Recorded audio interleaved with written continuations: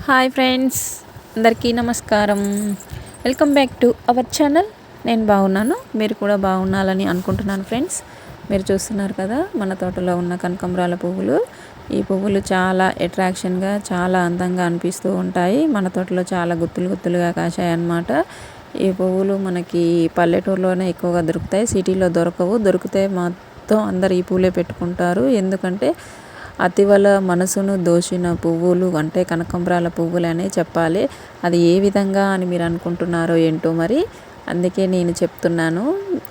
ఎలా అంటే ఈ పువ్వులు చాలా వెయిట్ తక్కువగా ఉంటాయి. ఎన్ని పువ్వులు పెట్టుకున్నా కానీ బరువు అనిపించదు, రిస్క్ అనిపించదు.